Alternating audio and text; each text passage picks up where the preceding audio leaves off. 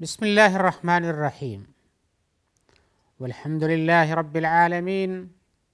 والصلاة والسلام على سيد المرسلين وعلى آلہ وصحبہ اجمعین اما بعد۔ محترم ناظرین کرام، احکام دین کا پروگرام لے کر آیا ہوں جس میں آپ کے سوالوں کے جواب ہم کتاب و سنت کی روشنی میں پیش کرتے ہیں۔ آج کا ہم پہلا سوال پیش کرتے ہیں اور وہ یہ پوچھا گیا ہے کہ ایک مسلمان آدمی توحید باری تعالیٰ کو کیسے صحیح طور سے پا سکتا ہے اور کیسے اس کو ادا کر سکتا ہے۔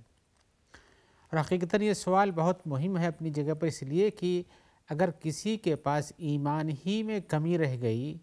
اور صحیح ڈھنگ سے جو مقصود ہے کلمہ شہادت کا، کلمہ لا الہ الا اللہ کا، اس کو پورا نہیں کیا تو پھر اس کے بقیہ اعمال کا کیا ٹھکانہ لگایا جا سکتا ہے۔ اسی لیے توحید یہ ہے کہ آپ پورے اخلاص کے ساتھ لا الہ الا اللہ کی گواہی دیں۔ پورے اخلاص سے میرے بتانے کا مقصود یہ ہے کہ آپ اس وقت یہ سمجھتے ہو کہ صرف برحق معبود صرف اللہ تعالیٰ ہے، اور اس کے علاوہ جو بھی دوسرے پوجے جاتے ہیں دنیا میں، کوئی بھی معبود مانا جاتا ہو، سب کے سب باطل ہیں۔ اور ایسے ہی اب دیکھیں اللہ تعالیٰ فرماتے ہیں ذالک بأن اللہ هو الحق، اور یہ بات یہ ہے کہ بے شک اللہ تبارک و تعالیٰ یہی حق ہیں، یہی برحق ہیں۔ وَأَنَّ مَا يَدْعُونَ مِن دُونِهِ الْبَاطِلِ، اور اس کے علاوہ جن کو لوگوں کو لوگ پکارتے ہیں وہ سب کے سب باطل اور بیکار ہیں، بلا کسی سند اور دلیل کے ہیں، وہ عبادت کے لائق نہیں ہیں۔ ایسی صورت میں توحید کا مطلب یہ ہے کہ آدمی اپنی عبادت جو کرتا ہے اللہ تبارک و تعالیٰ کی، وہ مخلصانہ ہونی چاہیے، اس میں کوئی ریاکاری نہیں چاہیے، کوئی دنیا داری نہیں چاہیے، کوئی خوشی کسی اور کسی کی خوشی یا کسی کے لیے کچھ بھی کسی چیز کو داخل کر کے کسی کی خوشنودی کے لیے ہو، کسی کے تکلیف دینے کے لیے ہو، یا اپنی ہی ریاکاری مقصود ہو، یا ایک ہی آدمی بلا کسی خاص نیت صحیحہ کے وہ عبادت عمل کرتا ہو، جو بھی ہو جو اس میں فطور لائے تو اللہ کی عبادت ایسی نہیں کرنی چاہیے۔ اللہ کی عبادت جیسے کہ عبادت کا حق ہے لا الہ الا اللہ کا، وہی کرنا چاہیے، یہ عبادت میں ہے۔ ایسے ہی اللہ کے رب ماننے میں بھی ہونا چاہیے، عبادت میں بھی اخلاص اور اللہ کی حاکمیت میں بھی اخلاص ہونا چاہیے۔ ایسی صورت میں اللہ کی حاکمیت میں اخلاص ہو تو استعانت کریں، آپ مدد مانگیں اللہ سے، بچے مانگیں اللہ سے، اور کوئی بھی چیز آپ کی دنیا کی ہو سب اللہ کے قبض قدرت میں، لہذا اللہ کے بغیر کوئی چیز ہوتی نہیں ہے۔ اگر کسی نے آپ کا کام کیا تو اللہ کا ہی اس میں فرمان رہتا ہے، اللہ کی مشیت رہتی ہے۔ اسی لیے رسول اللہ صلی اللہ علیہ وسلم نے حضرت عبداللہ ابن عباس کو جو نصیحت کی تو ان کو کہا یا غلام انی اعلمک کلمات، اے بچے، وہ ان کی عمر چھوٹی تھی ابھی، اے بچے میں تمہیں کچھ باتیں سکھاتا ہوں، احفظ اللہ یحفظک، اللہ کو یاد رکھو، اللہ تعالیٰ تمہیں یاد رکھیں گے، تمہاری حفاظت کریں گے۔ احفظ اللہ تجدہ تجاہک، جب بھی تم اللہ کو یاد رکھو گے اللہ کو اپنے سامنے پاؤ گے۔ وَإِذَا سَأَلْتَ فَاسْأَلِ اللَّهِ، جب کوئی چیز مانگنی ہو تو صرف اللہ سے مانگو۔ وَإِذَا اسْتَعَنْتَ فَاسْتَعِنْ بِاللَّهِ، اور جب مدد چاہو تو صرف اللہ سے مدد چاہو۔ وَاعْلَمْ أَنَّ الْأُمَّةَ لَوْ اجْتَمَعُوا، اور آپ نے اس کے بعد فرمایا کہ جان لو اس بات کو کہ اگر سارے کے سارے لوگ اگر اکٹھا ہو جائیں عَلَىٰ يَنْفَعُوكَ بِشَيْءٍ لَمْ يَنْفَعُوكَ إِلَّا بِشَيْءٍ قَدْ كَتَبَهُ اللَّهُ لَكَ، کہ سارے کے سارے لوگ اکٹھا ہو کر کے تم کو کوئی نفع پہنچانا چاہیں تو وہ نفع نہیں پہنچا سکتے ہیں جب تک کہ اللہ تعالیٰ نے اس کو تمہارے لیے لکھ نہ دیا ہو۔ وَلَوْ اجْتَمَعُوا عَلَىٰ أَن يَضُرُّوكَ بِشَيْءٍ لَمْ يَضُرُّوكَ إِلَّا بِشَيْءٍ قَدْ كَتَبَهُ اللَّهُ عَلَيْكَ، اور ایسے سب کے سب اکٹھا ہو جائیں کہ تم کو نقصان پہنچائے تو نقصان نہیں پہنچا سکتے جب تک کہ وہی چیز پہنچے گی جو اللہ نے لکھ دیا ہے۔ تو گویا کہ ساری حاکمیت، ساری مشیت، سارا چاہنا سب اللہ کا، اللہ کے حکم کے بغیر کوئی کام نہیں ہوتا ہے۔ ایسی صورت میں انسان کو چاہیے کہ حق پر باقی رہنے، اللہ کی توحید، حاکمیت میں، الوہیت میں، اور اس اللہ تعالیٰ کی عبادت کرنے میں، اور اسی طرح سے اللہ کے حاکم اور فرمانروا ماننے میں اور حاجات کی پوری کرنے میں، سب کے اندر صرف اللہ کو ماننا چاہیے کہ اللہ ہی اس پر قادر ہیں۔ اور یہاں حقیقت ہے کہ کچھ لوگ اللہ کی عبادت کرتے ہیں، ایسا مانتے بھی ہیں، لیکن کیا کرتے ہیں کہ دوسروں چیزوں کے اندر بھی اس تاثیر کہ اللہ اگر اللہ نے چاہا تو ہوگا، اور یہ چیز فلاں بھی چاہتے ہیں تو ہو جاتی ہے، یا ہے کہ یہ چیز فلاں ہی کے ہاتھ میں ہو جاتی ہے۔ ایسا کہنا، ایسا سوچنا، یہ حق توحید کے خلاف ہے۔ اس کی مثال میں دیتا ہوں، جیسے کچھ لوگ کہتے ہیں کہ حالانکہ جو چیزیں اسباب کے طور پہ استعمال ہوتی ہیں ان کو بھی اپنا حاکمیت دیتے ہیں، جیسے کہتے ہیں کہ اگر یہ ڈاکٹر چاہے تو میری شفا ہو سکتی ہے، فلاں اسپتال بہت اچھا، اس میں بہت اچھے ڈاکٹر ان کے یہاں جاؤ، وہاں تم کو شفا مل جائے گی۔ مثال کے طور پر یہ کہ کہتے ہیں کہ فلاں پیر کے پاس جاؤ، وہاں پہنچو گے تو یقینی ہے تم کو اولاد مل جائے گی۔ اس قسم کی باتیں لوگ بھی کرتے ہیں، حالانکہ یہ چیز، یہ سب اسباب ہیں۔ آدمی کہیں کسی ڈاکٹر کے پاس جائے تو ڈاکٹر کے ہاتھ میں شفا نہیں، اللہ تعالیٰ جب شفا دیتے ہیں تبھی شفا ہوتی ہے، اور کوئی کسی کو نقصان نہیں پہنچا سکتا ہے، اور نہ اللہ تبارک تعالیٰ چاہیں کہ یہ بیماری رہے تو کوئی شفا دے سکتا ہے۔ جو چاہے شفا ہو جائے تو وہ بیماری کی دوا دے کے بھی آدمی نجات پا جاتا ہے۔ کتنے ایسے جو موت کے منہ میں پہنچے ہوئے ہیں نجات پا جاتے ہیں، جن کی موت کا فیصلہ ہو جاتا ہے نجات پا جاتے ہیں۔ تو یہ سب اللہ کی مشیت میں، اللہ نے جس کی موت نہیں لکھی، جس کو بیمار ہونے سے شفا لکھ دیا وہ شفا پائے گا، جس کی موت نہیں لکھی وہ موت نہیں ہوگی۔ تو حقیقتاً اسباب کو ذریعہ بنا کر کے انہی کے اندر مالکیت اور حاکمیت اور مشیت ڈال دینا، یہ شرک کے درجے میں آتا ہے، یہ توحید کے منافی ہے۔ لہذا انسان کو سبب کیا ہے اور کون سبب بنتا ہے یہ سوچتے ہوئے اسی کو اصل نہیں ماننا چاہیے، بلکہ سبب اصل میں اللہ تبارک و تعالی ہے، اور کسی دوسرے کو اس کام پر لگا دیتے ہیں جو آپ کا کام کر کے جاتا ہے، اور کسی کے برا چاہنے سے برا نہیں ہوتا اور کسی کے بھلا چاہنے سے بھلا نہیں ہوتا۔ جیسے کہ عبداللہ ابن عباس کی حدیث میں کہ ساری امت اکٹھا ہو جائے تو تم کو نفع نہیں پہنچا سکتی اگر اللہ تعالیٰ نفع نہیں دینا چاہتے ہیں، اور ساری امت وہ اکٹھا ہو جائے کہ تم کو نقصان پہنچائے، اگر اللہ تعالیٰ نقصان نہیں پہنچانا چاہتے ہیں نقصان نہیں پہنچ سکتا ہے۔ دیکھیے اللہ تعالیٰ نے فرمایا ہے یہاں جادوگروں کے بارے میں جو سورہ بقرہ کے اندر جس کا تذکرہ ہے، فَيَتَعَلَّمُونَ مِنْهُمَا مَا يُفَرِّقُونَ بِهِ بَيْنَ الْمَرْءِ وَزَوْجِهِ۔ ان دونوں جادوگروں سے لوگ سیکھتے تھے اس کام کو جس سے لوگ میاں بیوی کے درمیان تفریق کرا دیں۔ اللہ تعالیٰ فرماتے ہیں وَمَا هُمْ بِضَارِّينَ بِهِ مِنْ أَحَدٍ إِلَّا بِإِذْنِ اللَّهِ، جبکہ وہ دونوں جادوگر جو سکھاتے ہیں یا جس کچھ کرتے ہیں کسی کو بغیر اللہ کے حکم کے نقصان نہیں پہنچا سکتے ہیں۔ تو اللہ کا حکم جب ہوتا ہے تبھی ہوتا ہے۔ اسی صورت میں توحید یہ ہے کہ انسان جو ہے اپنے دل میں اپنے ایمان سے اپنے اعمال سے ایسا کوئی کام نہ کرے جو اللہ کی حاکمیت اور ربوبیت کے خلاف ہو، الوہیت کے خلاف ہو۔ لہذا عبادت بھی خالص ہونی چاہیے اور اس کو حاکم ماننا بھی، اور اسی کے حکم سے سب کچھ ہوتا ہے یہ ماننا چاہیے۔ اسی طرح سے ایک توحید اور بھی ہے، وہ توحید رسالت ہے، یعنی نبی صلی اللہ علیہ وسلم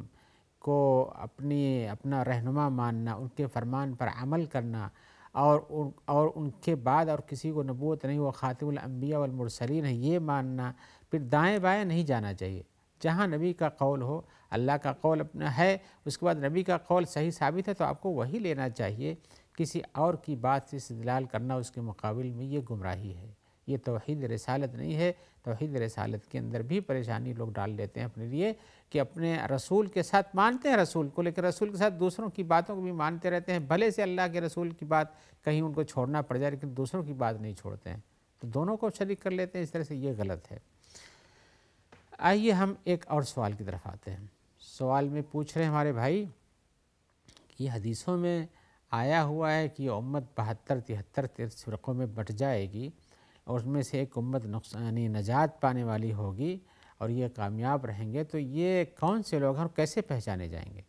سوال اپنی جگہ پر اہمیت رکھتا ہے۔ ہر انسان کو چاہیے کہ اس امت کے ساتھ رہے، اس جماعت کے ساتھ رہے جو اللہ کے یہاں نجات پانے والی ہے اور جو غالب ہے، لیکن ان کی پہچان کیا ہے؟ تو حقیقتاً یہ ہے کہ یہی جس کو ہم اہل سنت والجماعت کہتے ہیں، یا یہ کہہ لیجیے وہ فرقہ ہے جو رسول اللہ صلی اللہ علیہ وسلم کے فرمان کے مطابق چلتا ہے، اور جیسے کہ صحابہ و تابعین و تبع تابعین تھے اس حساب سے زندگی گزارتا ہے، یہ وہی فرقہ ناجیہ ہے۔ اور تو اللہ کے رسول صلی اللہ علیہ وسلم نے ایسا فرمایا کہ ما انا علیہ و اصحابی، جس پر میں ہوں اور میرے صحابہ کرام ہیں، اسی طریقے پہ چلنے والے لوگ، یہی فرقہ ناجیہ، یہی طائفہ منصورہ ہے۔ لہذا یہی اللہ کی طرف سے مدد یافتہ ہیں اور انہی کو نجات ملنے والی ہے۔ اب ہر آدمی کو غور کرنا چاہیے کہ ہم کیا اپنے ایمان میں، اپنے اعمال میں ہم اس جماعت کی طرح سے جو رسول اللہ صلی اللہ علیہ وسلم کی طرح سے تھی، جتنا ایمان تھا، اخلاص تھا، بدعت سے پرہیز تھا، رسول کے فرمان پہ عمل تھا۔ لہذا آج کے زمانے میں بھی لوگوں کو عقیدہ و عمل، قول و فعل میں سب وہی طریقہ اختیار کرنا چاہیے۔ ہمیں تو چاہیے کہ اللہ تعالیٰ یقین رکھیں، ایمان رکھیں کہ اللہ تعالیٰ ہر چیز کا مالک ہے،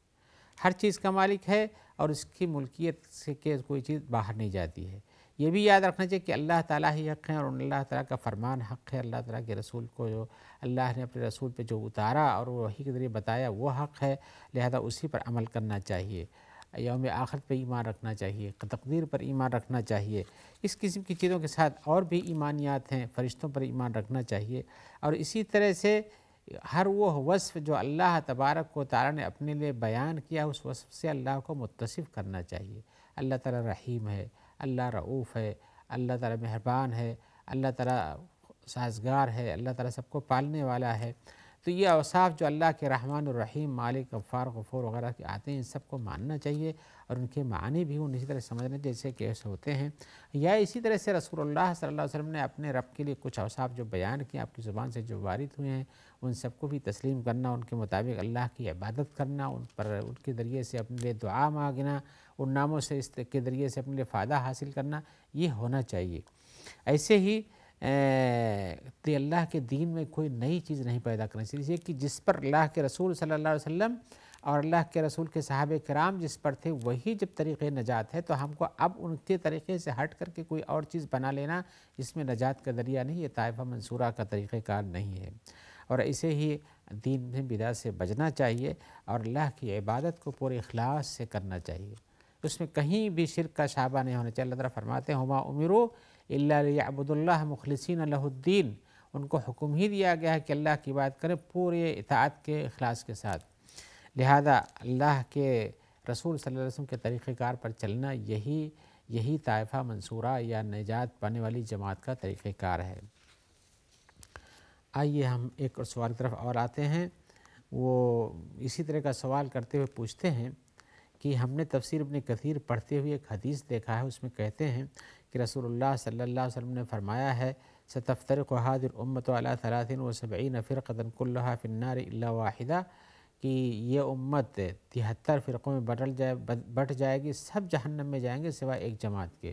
ان کا سوال یہ ہے کہ کیا یہ حدیث صحیح ہے کہ سارے لوگ جہنم میں چلے صرف ایک فرقہ بچے گا، اور یہ کہ یہ گمراہ فرقہ جو سارے گمراہ فرقے ہیں ان میں سے بچنے والا فرقہ کون سا مانا جا سکتا ہے؟ تو ہم جواباً کہیں گے کہ یہ حدیث صحیح ہے جو آپ نے بیان کی حدیث کی، حدیث یہ امت 73 فرقوں میں بڑھ جائے گی، سب کے سب جہنمی ہوں گے سوائے ایک فرقے کے۔ پھر اللہ کے رسول نے بتایا کہ ما انا علیہ صحابی کا فرقہ ہے، تو بلا شبہ یہ فرقہ نجات پانے والا، بقیہ سب جہنم ہے میں جانے والے سے کہ دین کے حق سے ہٹ جائیں گے۔ یہ حدیث جس کا آپ نے تذکرہ کیا کہ صحیح ہے کہ نہیں، کہتا ہوں حدیث صحیح ہے، کثرت سے وارد ہے، اور تقریباً یہ تواتر کے درجے کو نہیں پہنچتی ہے، پھر بھی اس کے طریق بہت سے ہیں اور امت نے اس کو قبول کیا ہے۔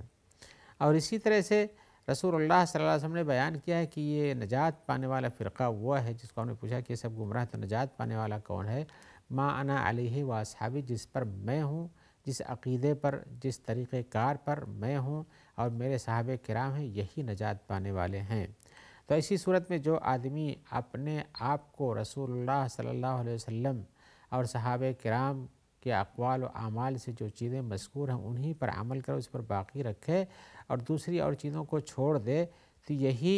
نجات پانے والا فرقہ ہے۔ یہ نجات پانے والا فرقہ جہاں بھی اس وصف کے ساتھ ہو، دنیا کے کسی بھی کونے میں ہو، کسی بھی وقت میں ہو،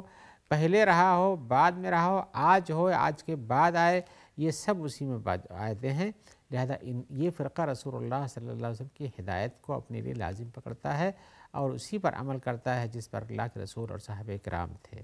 لہذا یہی نجات پانے والا فرقہ ہے، اور 73 فرقوں والی حدیث صحیح ہے، اور اس میں کہ سب گمراہ ہو جائیں گے، سب گمراہ ہیں سوائے ایک فرقے کے، تو انسان کو اپنے آپ کو ٹٹولنا چاہیے کہ رسول اللہ صلی اللہ علیہ وسلم نے اس حدیث میں جس فرقے کی تعین کی، جس جماعت کی، ما انا علیہ و اصحابی کی، جس پر میں ہوں اور میرے صحابہ کرام ہیں، اسی کو اپنا طریق راہ بنانا چاہیے تاکہ گمراہی میں نہ پڑ سکیں۔ آئیے آج کا تیسرا سوال ہم پیش کرتے ہیں۔ ایک صاحب ہمارے بھائی پوچھ رہے ہیں کہ اسلام میں سختی اختیار کرنا، تنطع جس کو عربی زبان میں کہتے ہیں، کہا ان کی سختی اختیار کرنا یہ کیسا ہے؟ تو میں بتانا چاہتا ہوں کہ جو لوگ بہت زیادہ سختی اور شدت اختیار کرتے ہیں دینی مسائل میں،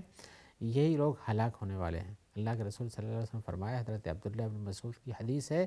آپ نے فرمایا ہلک المتنطعون، ہلک المتنطعون، ہلک المتنطعون، ایسے آپ نے 3 بار کہا کہ اسلام میں تشدد اور بہت ہی زیادہ باریک بینی سے چیزوں کو نکال کر اس میں سختیاں پیدا کرنے والے یہ سب لوگ جو ہیں یہ ہلاک ہونے والے ہیں، جبکہ اللہ کا دین حقیقت میں سیدھا ہے، آسانیاں اس کے اندر ہیں، اس کے اندر غلو نہیں ہے، نہ اس کے اندر بہت اسلام سے دوری ہی ہے، درمیانی راستہ، معتدل راستہ، متوسط راستہ اللہ کو پسند ہے، اعتدال کا طریق راستہ اللہ کو پسند ہے، لہذا یہ تشدد فی الدین جو ہے یہ ہلاکت کی طرف لے جاتا ہے، اور یہ ہلاک وہی لوگ ہیں کہ پہلے جو تشدد کرتے ہیں، ہلک المتنطعون، جو لوگ دین کے اندر تشدد سے کام لیتے ہیں اپنے آپ کے اوپر بھی اور دوسروں کے اوپر بھی، لہذا بہترین ہدایت تو رسول اللہ صلی اللہ علیہ وسلم کی ہے جس پر انسان کو چلنا چاہیے۔ آئیے ایک اور سوال ہے، وہ پوچھتے ہیں کہ عروۃ وثقیٰ کا لفظ قرآن مجید میں آیا ہے؟ میں کہتا ہوں جی ہاں، عروۃ وثقیٰ کا لفظ قرآن مجید میں آیا ہے، پوچھ رہے ہیں اس کا کیا معنی ہے؟ تو میں پہلے آیتیں بتا دوں، سورہ بقرہ کی آیت 256 میں ہے لا اکراہ فی الدین قد تبین الرشد من الغی فمن یکفر بالطاغوت یؤمن باللہ فقد استمسک بالعروۃ الوثقیٰ، فقد استمسک بالعروۃ الوثقیٰ لا انفصام لہا واللہ سمیع علیم۔ دین کے اندر کوئی زبردستی اور زور نہیں ہے، اور یہ رشد و ہدایت کی باتیں گمراہی کے مقابل میں ظاہر ہو چکی ہیں، تو جو آدمی ان سارے معبودان کے ساتھ جو کہ اللہ کے مقابل مانے جاتے ہیں ان کے ساتھ کفر کرتا ہے اور اللہ پر ایمان لاتا ہے، تو اس نے عروۃ وثقیٰ کو پکڑ لیا، عروۃ وثقیٰ کو پکڑ لیا۔ میں عروۃ وثقیٰ کتابی تفسیر بھی بتانا چاہتا ہوں، اور یہ عروۃ وثقیٰ جس کو پکڑ لیتا ہے پھر اس سے وہ جدا نہیں ہوتی ہے، تو اس کے ساتھ وہ اپنے آپ کو برقرار رکھتا ہے۔ اور دوسری آیت میں سورہ لقمان میں جو ہے وہ یہ ہے من یسلم وجہہ الی اللہ وہو محسن، جو اپنے آپ کو اللہ کی اطاعت کے لیے پیش کر دیتا ہے اور وہ اس میں اچھے سے کام کرتا ہے، یعنی اطاعت اچھے سے کام کرتا ہے، فقد استمسک بالعروۃ الوثقیٰ، تو اس نے عروۃ وثقیٰ کو پکڑ لیا، وَلِلَّهِ عاقبۃ الامور، اللہ کے پاس ہی انجام کار ہے۔ یہ عروۃ وثقیٰ کو پکڑ لیا دونوں آیتوں میں، جیسے میں نے بتایا سورہ لقمان اور سورہ بقرہ میں، تو عروۃ وثقیٰ یہ ہے جس کو ہم اسلام کہتے ہیں، جس نے اسلام اختیار کیا، اسلام کے مکمل اطاعت کے ہیں تو پوری طرح سے فرما برداری میں اطاعت میں لگ جاتا ہے، وہ اس نے سمجھے کہ عروۃ وثقیٰ کو پکڑ لیا۔ عروۃ وثقیٰ مطلب یہ ہے کہ وہ رسی جو پکڑنے کے بعد پھر وہ سیدھی جنت کی طرف لے جاتی ہے، وہ پھر ٹوٹنے والی نہیں، چھوڑنے والی نہیں، وہاں تک پہنچا دیتی ہے۔ تو اس سے مراد عروۃ وثقیٰ سے وہی اسلام مراد ہے جس پر صحیح ڈھنگ سے عمل کرنے کا نام من یسلم وجہہ للہ، جو اپنے آپ کو اللہ کی اطاعت میں لگا دے، لہذا عروۃ وثقیٰ سے مراد اسلام ہے اور یہی معنی رکھنا چاہیے۔ آئیے ہم اسی جواب کے ساتھ آپ سے اجازت لیتے ہوئے انشاءاللہ پھر جب موقع ملے گا تو آپ سے ملیں گے اور آپ کے سوالات ہوں گے اور ہماری جانب سے ان کے جواب حاضر رہیں گے۔ ہم دعا گو ہیں کہ اللہ تعالیٰ آپ کو خیر سے رکھے، جو لوگ آپ تک اس پروگرام کے پہنچانے میں مددگار ہوتے ہیں اللہ تعالیٰ ان سب کو بھی اپنی عافیت میں رکھے۔ والسلام علیکم ورحمۃ اللہ وبرکاتہ۔